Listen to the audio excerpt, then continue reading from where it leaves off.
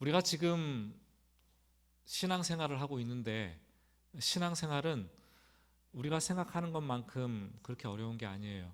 신앙생활은 단순합니다. 신앙생활은 하나님을 경외하는 것이고 하나님께서 말씀하신 것을 듣고 지켜 행하는 거죠.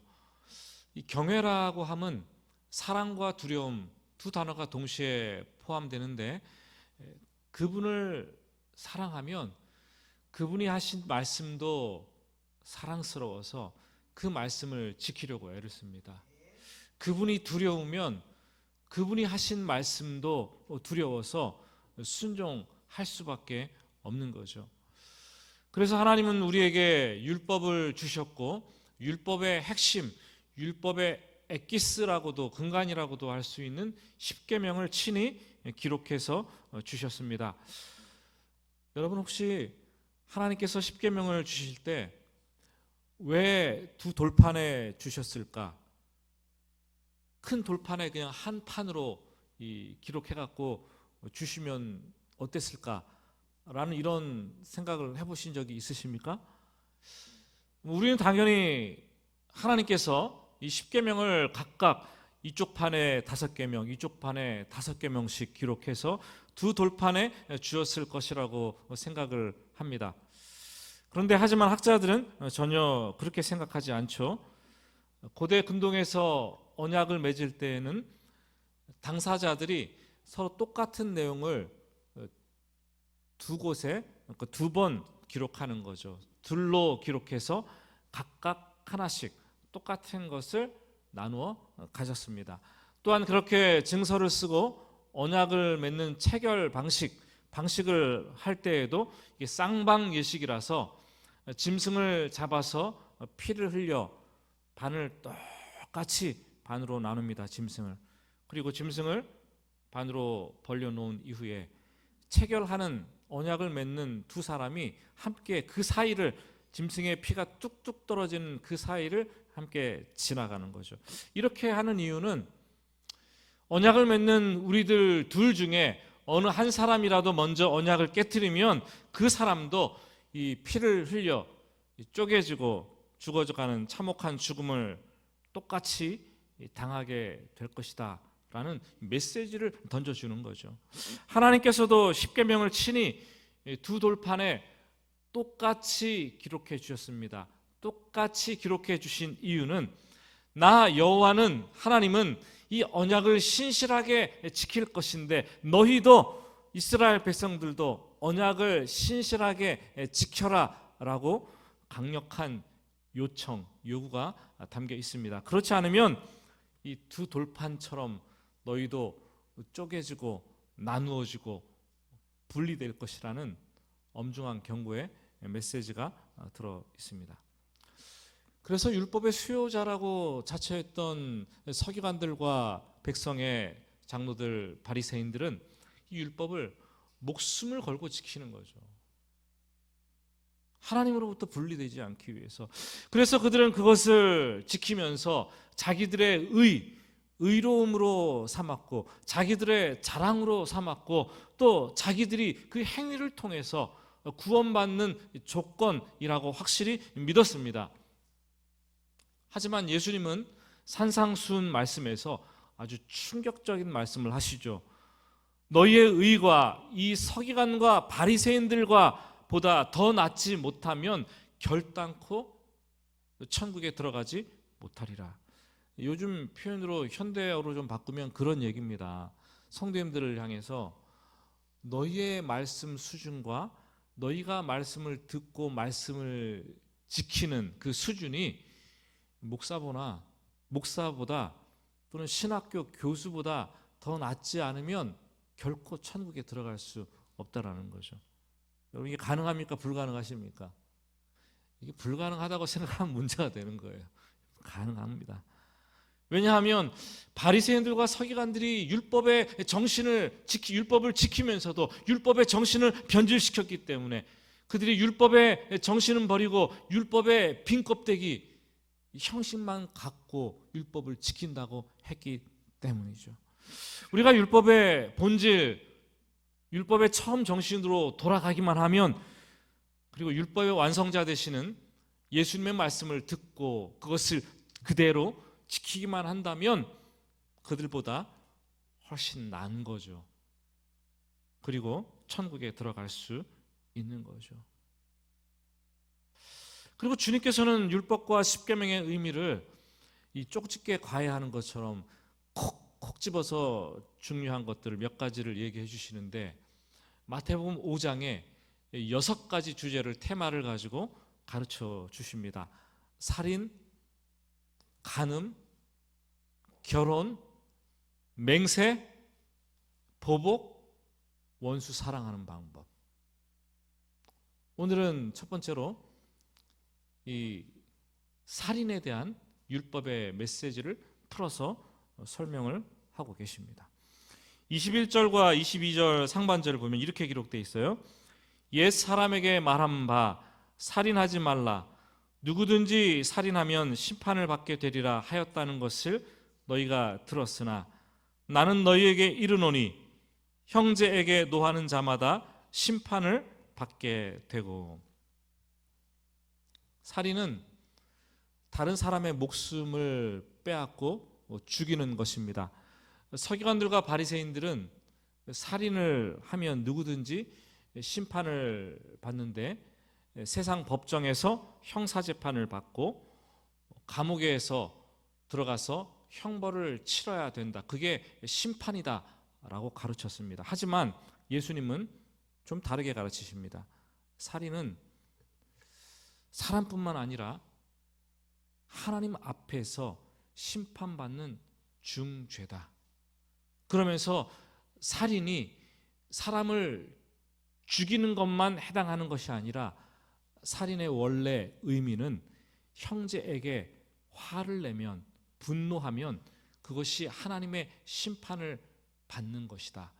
좀 아리까리한 말씀을 해주고 있습니다.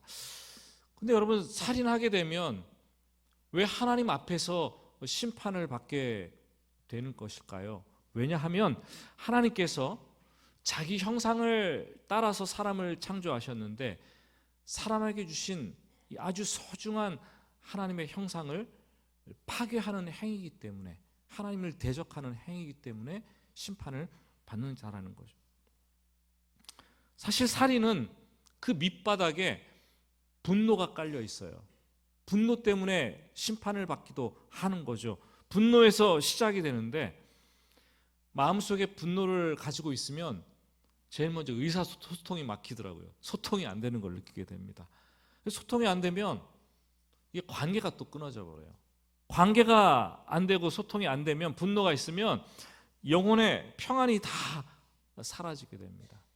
이 분노를 품으면 마치 폭탄과 같아서, 이 잘못 다루면 이 분노가 때가 되면 펑 하고 터지는데, 주위에 있는 사람들 죽일 수도 있고, 그 폭탄을 품고 있는 나 자신이 죽일 수도 있어요. 이 분노가 우리 마음속에 있는데, 이게 자꾸만 키워서 극대화되면 밖으로 표출되기도 하는데, 밖으로 극대화되어서 표출되는 것이 살인, 남을 죽이는 거죠. 그리고 이 밖으로 표출돼야 되는데 밖으로 표출되지 않고 안에서 자꾸 가둬두고 이것이 쌓여서 폭발하면 그것이 자살인 거죠. 자기가 죽게 되는 거죠. 죽는 사람이 분노해서 죽는 거예요. 살인이든지 자살이든지 분노로부터 출발하게 되는 거죠. 이 성경을 보면은 인류 최초의 이 살인이 분노에서부터 왔는데, 예배 드리다가 분노했고, 예배 잘못 드려서 이 분노가 살인이 되어서 사람을 죽이게 되었다는 거죠. 예배 자리에서 분노가 일어났어요. 여러분, 예배 잘 드리셔야 돼요. 예배 드리다가 분노의 감정을 잘못 처리하면 또 굉장히 삶이 어렵게 됩니다. 하나님께서 동생 아벨의 제사는 받으셨는데, 자기가 드리는 예배는 받지 않자 가인은 몹시 분노했습니다. 그래서 하나님께서 가인에게 얘기를 하잖아요. 야, 네가 분노를 내는 게 어찌 됨이냐. 너의 안색이 변함이 어찌 됨이냐. 분노하는 사람들 보면 얼굴빛이 변해요. 얼굴빛을 보면은 그 사람이 분노했는지 안 했는지 알 수가 있다라는 거죠. 하나님께서 가인을 보고 물으실 정도였어요. 분냄이 얼마나 분을 했으면, 얼마나 얼굴 색깔이 변했으면. 가인은 단지 분노했을 뿐인데 하나님은 이어서 말씀하시기를 야 이미 네 죄가 문 앞에 엎드려졌다 얘기를 하십니다. 분노했을 뿐인데 죄가 벌써 짓는 형국이 되었다. 결국 그 분노를 조절하거나 분노를 처리하지 못해서 동생을 들에서 돌로 쳐 죽이게 됩니다. 근데 성경을 자세히 보면 좀 이상해요. 분명히 내가 예배를 드렸는데, 가인이 예배를 드렸는데 하나님께서 예배를 받지 않았어 분노를 했어요. 그런데 하나님께 화를 내고 분노의 표출을 해야 되는데 분노의 분풀이를 엉뚱한 누구에게 합니까? 동생에게 하는 거예요. 동생의 예배만 받아. 동생이 잘못한 게 뭐가 있어요? 우리 흔히 그러잖아요.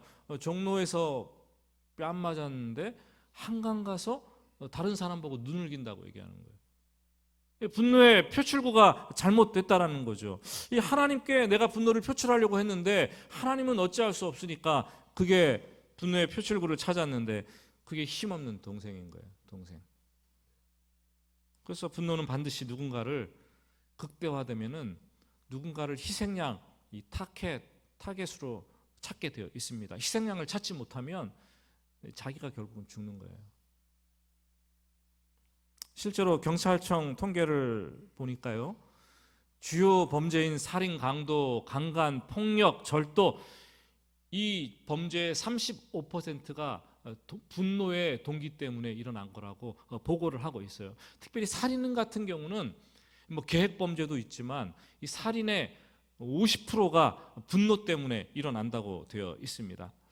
우리나라에서도 홧김에 분노 때문에 살인하는 게 하루에 한 건꼴로 일어난대요. 오늘 하루도 분노 때문에 또 한 사람이 죽는 거예요. 분노를 줄이거나 조절할 수만 있다면 각종 많은 범죄들을 비롯해서 이 살인을 50% 정도는 적어도 예방을 할 수 있을 것 같은데, 살인율을 현저하게 낮출 수 있을 것 같은데, 현재 우리나라의 사람들은 대부분 분노 조절 장애를 가지고 있어요. 개인적인 분노 조절이 잘 안 되는 사람들이 너무나 많아요. 여러분 가운데서도 굉장히 많은 분들이 이 장애 때문에 자기도 알게 모르게 시달리고 있을 것입니다. 근데 개인의 문제를 넘어서서 이 분노 조절 장애가 집단 증후군으로 수준으로 이렇게 뛰어넘는 거죠. 그리고 이게 사회악으로 발전합니다. 지금 우리나라가 그런 수준에 있어요. 그래서 묻지마 살인도 종종 일어나기도 하고, 분노가 도처에 널려 있어서 개인이 이것을 수용하거나 조절하거나 이것을 피할 수 있는 범위를 넘어가기 시작하는 거죠. 도시 전체가 분노하는 도시가 되고, 분노하는 앵그리 사회가 되고, 그리고 분노하는 사람들을 매일 만나면서 살기 때문에 내가 분노를 참아도 다른 사람의 분노 때문에 내가 그냥 어느 날 갑자기 길을 걸어가다 칼 맞아서 죽기도 하는 거고, 갑자기 다른 사람이 분노해가지고 내가 막 힘들어지고 고통을 당하기도 하는 거죠.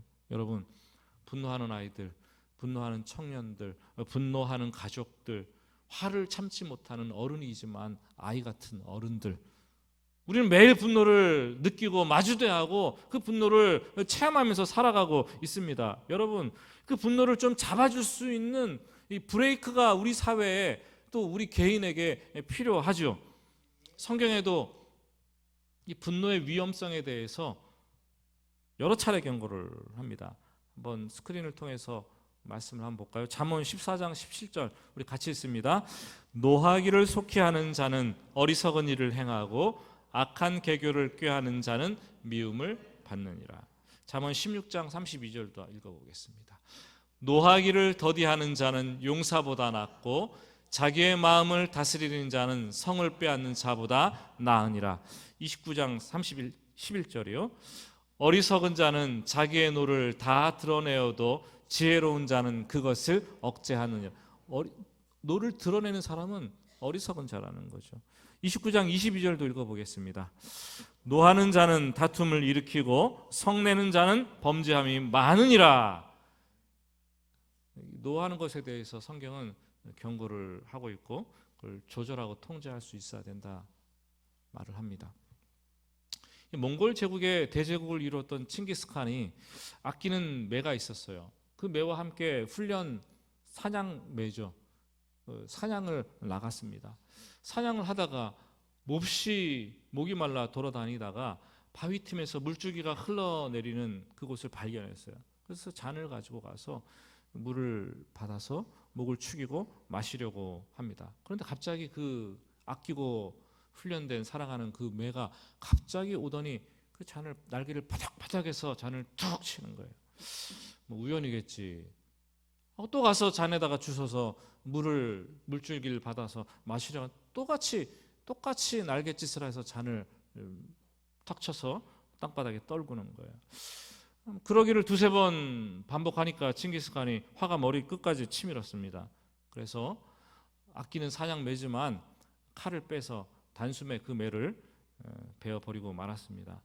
근데 곧 뭔가 이상하다는 생각이 드는 거죠. 그래서 자신이 마시려고 하던 그 물줄기 바위 위로 올라가서 살펴봤대요. 그랬더니 거기에 아주 맹독성이 있는 독사가 죽은 채로 그 물 속에 빠져 있더라는 거죠. 만약 그 물을 마셨다면 직사를 하고 말았겠죠. 그래서 칭기스칸이 사장매를 죽인 후에 후회하면서 그런 말을 남겼습니다. 오늘 내가 정말 큰 교훈을 얻었다. 화가 났을 때는 아무것도 결정하지 말아야 한다. 화가 났을 때는 성급히 아무 일도 하지 말아야 된다. 여러분, 화가 나면은 우리가 말이 막 나가게 돼 있어요. 화가 나면은 행동을 함부로 하게 돼 있어요. 이 화가 극대화되어서 터뜨리면 그게 사람을 죽이는 살인이라고 심판을 받는다고 지금 예수님은 말씀을 하고 있습니다. 미국의 인터넷 그 글로벌 미디어인 허핑턴 포스트가 뉴스룸을 보도하면서 그런 얘기를 했어요. 화날 때 절대로 하지 말아야 될 10가지. 화날 때 어떻게 합니까, 여러분? 첫 번째, 여러분 이건 기억해 두세요. 화를 식히려고 잠을 자지 마라. 보통 사람들은 화나면 입을 뒤집어 쓰고 자는데 이 잠에서 깨어나면 이 잠이 감정적으로 기억을 더욱 강화시켜 준다는 거죠. 그래서 잠에서 깨어나게 되면 더 안 좋은 감정들이 머릿속에 새록새록 굳어진다요. 그래서 화날 때, 싸우고 나서 화날 때 입을 뒤집어 쓰고 잠자지 말아요. 그러신 분 계시죠. 두 번째, 먹을 것으로 해결하지 말라는 거예요. 여러분 화나면 뭘 먹습니까? 화나는데 풀떼기 야채 먹습니까? 가가지고 고기 먹는 거 아니에요. 고기를 먹으면 이 화나서 고기를 먹으면 소화도 안 되고 고칼로리 음식이라서 건강에 좋지도 않다라는 거죠. 세 번째, 운전하지 마라. 이 화가 나면 사람들이 공격적이 되죠. 그러면 자기 통제가 약해져서 운전하면서 운전 시야가 이렇게 좁아집니다. 마음이 급해집니다. 사고가 날 확률이 커지는 거죠. 운전하다가 부부 사이에 말다툼이 나면 화가 끓어오르죠. 그럼 어떻게 해야 됩니까, 여러분? 어떻게 하셨어요, 여러분 남편들이? 여러분 배우자가 그때 어떻게 하셨어요? 예? 급 브레이크를 밟고 악셀레터를 갑자기 밟고 핸들을 확확 돌리고 하지 않아요? 예? 그때는 운전을 멈추고 좀 쉬었다가 숨 고르기를 하고 마음을 진정시키라는 거예요. 네 번째, 화가 난다고 화풀이를 하지 말라. 화가 나면 벽을 쾅쾅 치기도 하고, 여러분 뭐 강아지를 발로 차기도 하고, 아니면은 물건을 집어 던지는 습관이 하지 않습니까? 그러면 그게 한두 번 그러면 한 번 하는 게 힘들지 두 번, 세 번은 쉬워요. 이게 습관이 됩니다. 그러면 폭력성이 가진 사람이 되는 거죠. 다섯 번째, 언쟁을 하지 마라. 화난 상태에서 말을 하면은 있는 말 없는 말 다 끄집어 넣어서 독한 말을 내뱉게 됩니다. 그래서 싸우고 나면 이 후회할 말들, 하지 말아야 될 말을 하게 되는 거죠. 숨을 고르고 또 참고 화가 진정된 상태까지 참았다가 그때 대화를 하는 거죠. 여섯 번째, 이메일을 쓰지 마라. 화난 상태에서 글을 써보셨습니까? 그리고 나서 이메일 버튼을 툭 하고 누르면, 딸깍 누르면 이게 취소할 수가 없어요. 그래서 화가 날 때 글을 쓰려면 종이에다 쓰라고 말해요. 종이에다 분풀이를 하라는 거예요. 종이에다 쓰는 것이 좋죠. 일곱 번째, SNS를 사용하지 마라. 화났을 때에는 문자, 특히 카톡, 화냈을 때 카톡 보내지 마세요, 여러분. 그러면 나중에 후회가 되는데 다시 회수할 수도 없어요. 회수할 수도. 뭐 카톡 보내면 몇 분 만에는 지울 수 있다고 뭐 그러는데, 뭐 1분인가요, 3분인가요? 지우면 지울 수 있다 그러는데 그 잘 안 돼요. 여러분, 화냈을 때 카톡하고 화냈을 때 문자 보내고 페이스북, 뭐 인스타그램에 글 남기고 하는 것처럼 어리석은 게 없어요. 왜냐하면 그 사람 그것을 상대방 계속 가지고 있어요. 증거가 되는 거예요. 여덟 번째, 술을 마시지 마라. 이 술은 충동 억제 기능을 저해한다는 거죠. 그래서 사람들을 담대하게 만들어줍니다. 화가 나서 폭력적인 행동을 하고 하지 말아야 될 선을 넘게 최악으로 치닫는 거죠. 아홉 번째, 고뇌에 빠지지 마라. 자꾸 화가 났을 때 나를 상처를 주고 힘들게 한 사람을 생각하고 그 일을 생각하고 계속 묵상하다 보면 마음속에 분내가 커지는 거예요. 생각하는 시간을 가지지 말라는 거예요. 그것에 대해서. 마지막, 혈압에 신경을 써라. 화가 나면 혈압이 이렇게 올라가잖아요. 그래서 안 좋은데, 이 분노 표출이 혈압을 상승시키는데, 그러면 이 심근경색을 발생시키는 중요한 요인 중에 하나래요. 심장마비 탁 심근경색이 오잖아요. 뭐 이렇게 안 좋은 이유가 10가지나 있는데 화를 왜 내십니까? 그죠? 제가 어느 날 옛날에 화를 벌컥 내고 막 가서 탁 앉았는데 이 책상에 거울이 있었어요. 그래서 거울을 딱 봤는데 이 화내는 제 얼굴이 이렇게 들어오는 거예요. 그랬더니 그 화내는 제 얼굴이 정말 못생겼더라고요. 정말 유치해 보이고, 이게 이런 얼굴이 아니었는데 내가 화낸 얼굴을 내가 보니까 이 괴로워서 괴물 같아가지고 견딜 수가 없는 거예요. 그래서 어떤 사람들은 그렇게 얘기하는 거예요. 화낼 때 거울 바로 가서 봐라. 그러면은 이 화내는 게 자기 얼굴 때문에 화를 거두어 들일 수밖에 없다라고 얘기를 하더라고요. 거울을 갖고 다니시든지요. 안 되면. 여러분, 분노를 다루는 것은 신앙생활에 있어서 굉장히 중요한 포인트예요. 영혼을 관리하는 기술 중에 하나가 이 분노, 화를 다루는 거예요. 화를 다루지 못하면 우리가 표출하게 되는데 다른 사람의 인격을 모독하게 되고 그 감정을 표현하는데 그게 말로 표현되잖아요. 욕설을 하게 되는 거예요. 독한 말이 나오는 거죠. 그럼 이게 또 살인과 다를 바 없다라고 주님께서 얘기를 하십니다. 22절 하반절을 보시면 그렇게 되어 있어요. 형제에 대하여 라가라 하는 자는 공회에 잡혀가게 되고 미련한 놈이라 하는 자는 지옥불에 들어가게 되리라. 라가는 예수님 당시 상용어였던 아람어 레카에서 비롯된 말인데 욕설인데요. 이게 직역하면 텅 비었다. 그러니까 말하자면 너 머리가 텅 빈 골빈 놈이라는 거죠. 우리나라 말로 하면. 이게 참 번역이 어려운데 너 텅 빈 놈이야. 너 골빈 놈이야. 너 돌대가리야. 너 일머리가 이렇게 없는 놈이야. 다른 사람의 인격을 무시하고 모멸감을 주는 욕이라는 거죠. 또 두 번째, 미련한 놈이라는 말, 이게 모레라는 헬라어인데 해석을 하면 어리석은 놈이라는 거죠. 어리석은 놈. 흔히 미련 곰탱이 같은 놈아 이러잖아요. 그렇죠? 우리는 칼이나 어떤 총이나 무기를 들고 피를 흘리는, 그래서 사람을 죽이는 살인, 이게 살인이라고 생각하지만 예수님은 마음속에 분노를 가지고 있다면 그게 바로 살인이다. 너희가 분노를 가진 채로 욕설을 했다면 그게 살인이다. 이미 살인한 것이다. 말씀을 하십니다. 여러분 이제까지 화를 내보신 지 아는 적 있는 분 계세요? 이제까지 욕 안 해본 분 계세요? 이제까지 남을 비웃고 조롱하고 멸시하지 않으신 분 계십니까?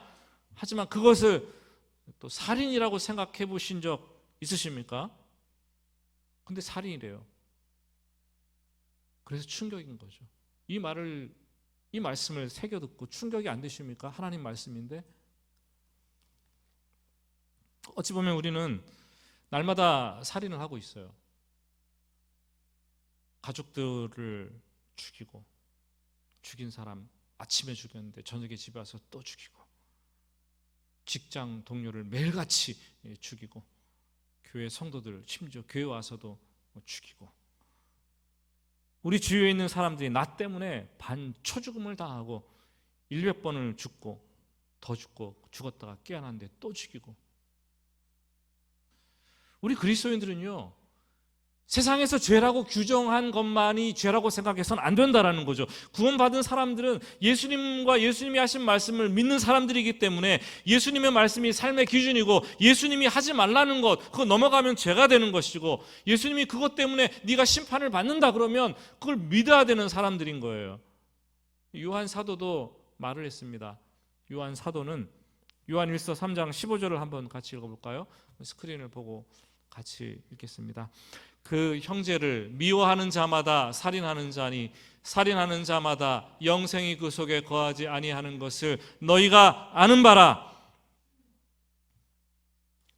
미련한 놈이라고 욕을 하지 않아도 마음에 미움을 품고 있다면 그 사람은 이미 누군가를 죽이고 날마다 나 자신을 죽이는 살인자라고 얘기를 하고 있습니다.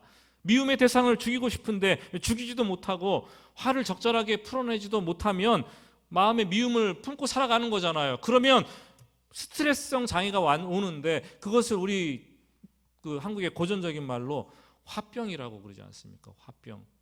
예? 미움을 가지고 있기 때문에 쌓아두는 거 아니겠습니까? 처음에는 가슴이 답답하죠. 그러다가 얼굴이 막 시도 때도 없이 얼굴이 달아오르죠. 그리고 속사람 영혼은 점차 바짝바짝 파리하게 말라 죽어가고 있죠. 그게 화병 아닙니까? 요즘 여러분 미워하는 사람 있으세요? 이미 살인하신 거죠. 살인한 거죠. 마음에 미움이 있으면 천국 같은 환경 속에 살아도 정말 지옥을 경험하는 것이고, 이 세상에서 가장 어려운 일이 사람을 사랑하는 것이지만 가장 아름다운 일도 사람을 사랑하는 거예요.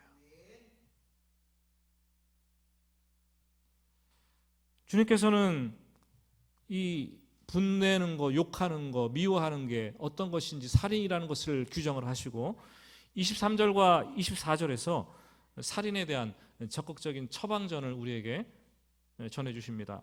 23절, 24절 우리 같이 한 목소리로 읽겠습니다. 그러므로 예물을 제단에 드리려다가 거기서 내 형제에게 원망 들을 만한 일이 있는 것을 생각나거든 예물을 제단 앞에 두고 먼저 가서 형제와 화목하고 그 후에 와서 예물을 드리라. 예물을 제단 앞에 드린다는 것은 성전에 가서 성전 제사 곧 예배를 드린다는 것을 말하고 있죠. 이스라엘 백성들은 큰 명절이 되면 어김없이 성전에 가서 제물을 끌고 가서 성전 제사 예배를 드렸습니다. 그런데 32km 반경 안에 있는 사람들은 의무적으로 다 가야 됐어요. 남자들은. 그 밖에 있는 사람들도 명절이 되면 뭐 반의무적으로 자동적으로 짐승을 끌고 흠없는 것을 골라서 양이나 소를 끌고 멀리서 제사 드리러 오는 거죠. 성전에 도착해서 그 양을 잡아서 소를 잡아서 제사를 예배를 드리려고 하는데 갑자기 마음속에 떠오르는 생각이 있고 찔림이 찾아오는 거죠. 그래서 내 형제에게라고 말했는데 아주 가까운 사람들을 말하는 거예요. 예배를 드리려고 하는데 어제 배우자에게 화를 벌컥 내고 욕하며 싸웠던 일이 이렇게 떠오르는 거예요.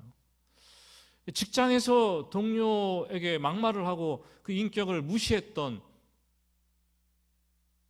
그 상황이 떠오르는 거예요. 그 사람이 떠오르는 거죠. 내가 평소에 미워했던 사람의 얼굴도 눈앞에서 예배 드리는데 아른아른 이렇게 그리는 거예요. 사실 그런 마음이 있으면 예배를 제대로 드릴 수가 없잖아요, 여러분. 그렇죠? 예? 주일 아침에 차를 타고 오는데 오면서 몇 분 오실지 모르겠지만 그 짧은 시간에 부부싸움을 사소하게 말다툼을 하다가 부부싸움을 했어요. 그래서 여기 와서 앉아있는 분 오늘 혹시 있습니까? 한번 손 들어보세요. 예. 그러면 이 자리가 예배 은혜가 되겠냐는 거죠.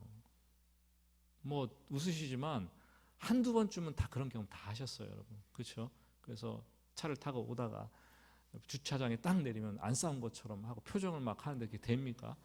교회에 와서 예배를 드리는데 그 마음이 너무나 힘들어서 어떻게 예배 드리는지 모르고 그냥 예배 드리고 집에 돌아가는 그런 날이 있지 않습니까? 여러분, 유대인들은 예배를 드리면서 제물을 끌고 와서 하나님께 용서를 구하면 다 되는 줄 알았어요. 그런데 아니죠. 예배는 관계입니다. 인간관계가 깨지면 하나님과의 관계도 정상적으로 회복될 수가 없죠. 한번 생각해 봅시다. 적어도 수십 킬로미터는 짐승을 끌고 와가지고 타국에서 순례자가 되어서 물 건너 산 넘어 와서 짐승을 끌고 와서 예배를 드리고 있는데, 그런데 주님 말씀대로 하면은 그런 생각들, 그런 것들이 떠오르면 그냥 예배 자리 딱 놓고 중단하고 예배 중단하고 가서 성전문을 열고 일어나서 나가서 집으로 돌아가야 되는 거죠. 뭐 수십 킬로를 달려가고 뭐 타국에 가야 될 수도 있고 거기 가서 누구를 만나고 일 처리를 해야 합니다. 용서를 구하고 화목하고. 만약 지금 이 말씀을 문자 그대로 우리에게 적용을 한다면 아마 이 자리에서 지금 예배 중단하고 저부터 그래야 될지 모르겠어요. 여러분 중단하고 교회 문 열고 빨리 나가셔야 될 분들 대다수가 아닐까요? 예배가 텅 빌 거예요. 그리고 문제 처리하고 와서 다시 예배를 다음 주에 드리든지 예배를 드려야 되는 거죠. 여러분, 이 말은 그렇게 하라는 말이 아니라 일주일간 삶의 예배를 정말로 잘 드리고 살다가 주일에 이 제도적인 예배를 드리는데, 공적인 예배를 드리는데 지장을 초래하지 않도록 하라는 말씀입니다. 매주일 예배 자리를 지킨다고 그것이 참 예배가 아니지요. 우리는 예배는 그 이상이 되어야 되죠. 삶의 자리부터 우리의 예배는 시작을 합니다. 가족들과의 관계에서부터 예배가 시작되는 것이고 이웃과의 관계에서부터 예배가 시작됩니다. 예배는 죄인들이 하나님을 만나서 화해하는 것인데 그 전에 너희 인간들끼리 먼저 화해하고 오라는 것이죠. 사람과 화해하지도 못하는데 어떻게 네가 하나님과 화해를 하겠다고 하는 것이냐. 먼저 화해하고 와라. 주님께서는 그 말씀을 하십니다. 우리 흔히 예배에 목숨을 걸자, 예배 목숨을 걸자 이런 말을 많이 하는데 예배 시간을 목숨 걸고 지키자는 것이 아니라 온전한 예배자가 되기 위해서 목숨을 걸자는 거죠. 그럼 우리의 삶이 하나님 앞에 정갈하게 돼야 되고 우리의 분노와 감정, 우리의 언어와 우리의 행동이 조절되고 통제가 되고 다스려져야 한다는 얘기를 하고 있습니다. 이 25절은 너를 고발하는 자와 함께 길에 있을 때 급히 사화하라고 얘기를 합니다. 가까운 사람들과 관계를 뛰어넘어서 길을 가는데, 우연히 길을 가는데 삶의 현장에서 나를 미워하는 그리고 고소한 사람들, 심지어 고발한 사람들이 지나가는 게 보이는 거 만났어요. 그럼 여러분 어떡합니까? 에이 더러워 침 하고 침 갑니까? 아니면 이 길로 오면은 그냥 다른 길로 이렇게 가십니까? 피해서? 그렇게 하지 말래요. 재판할 때까지 미루지 말고 그 자리에서 서로 용서하고 화목하라고 얘기를 하고 있습니다.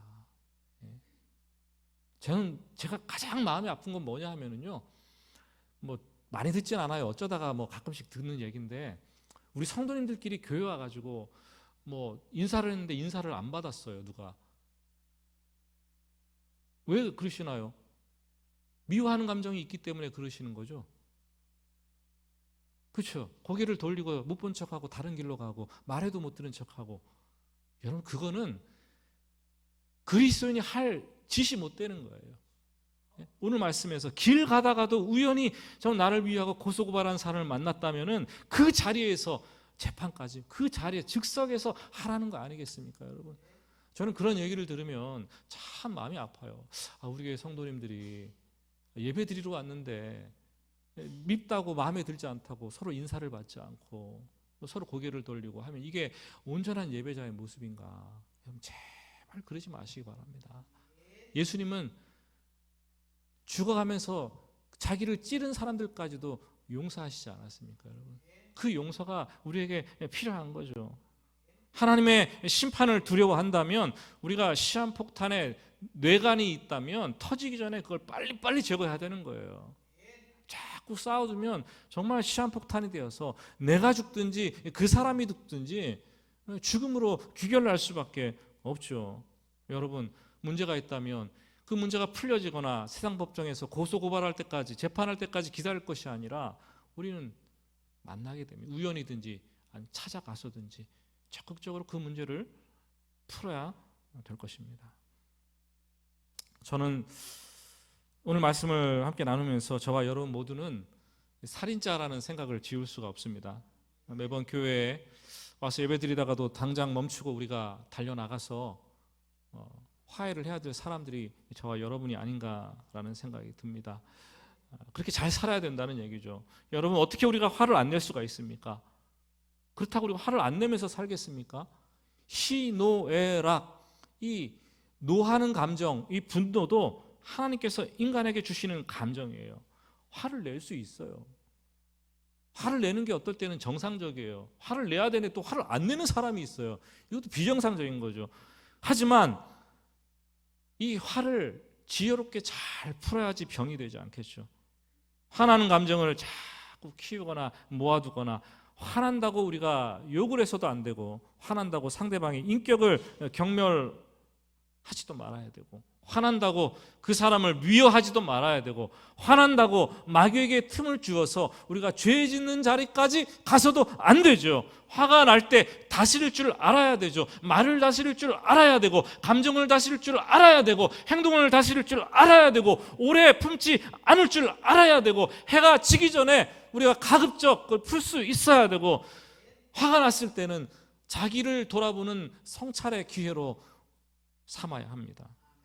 하나님 앞에서 아무도 화가 났을 때 자기의 의로움을 내세울 수가 없습니다. 화나는 순간 죄를 짓지 않도록 성령님께 계속 기도를 해야 돼요. 성령님, 나는 연약합니다. 나는 원하지 않는데 내 안에 화가 차오르고 분노의 감정이 생깁니다. 그것들을 살인이라고 치워도 생각해 본 적이 없는데 오늘 말씀을 보니 새로운 깨달음을 주시네요. 분노하는 것도 살인이고, 인격을 모멸하는 것도 살인이고, 욕하는 것도 살인이고, 미워하는 것도 살인이라고 말씀하셨는데, 하나님, 내가 이런 상황이라면 빨리 풀기를 원합니다. 나는 약한데 성령께서 도와주시옵소서.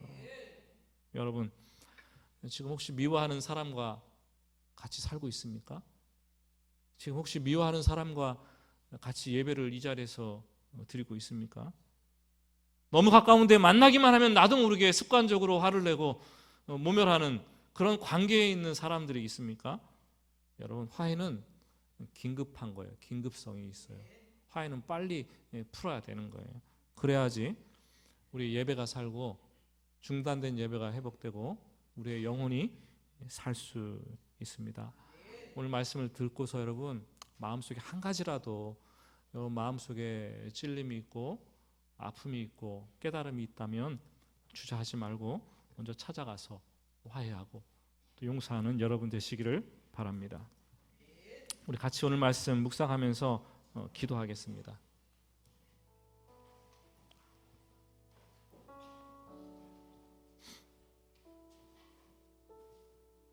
솔직하게 고백합시다. 지금 화를 참고 있고 또 참는 중인데 주님 견디기 힘듭니다. 또 화를 냈다는 생각에 내 자신 스스로 절망하게 되고 나의 참음과 인내가 바닥을 잡고 드러내는 것 같고, 그렇지만 오늘 말씀을 통해서 다시 한번 결단하고 또 결단합시다. 화낼 때 나의 폭력성과 미워할 때 나의 유치함을 거울로 보듯 보게 하시고, 문제를 꺼내놓고 기도하며 간구할 때 하나님, 나는 약하지만 성령께서 일하셔서 영혼의 자유함을 허락하여 주시고 또 온전한 예배자가 될 수 있도록 주님 인도해 주시옵소서. 우리 여러분 영혼을 바라보고 우리 조용한 목소리로 또 침묵으로 같이 기도하겠습니다. 주님, 주님.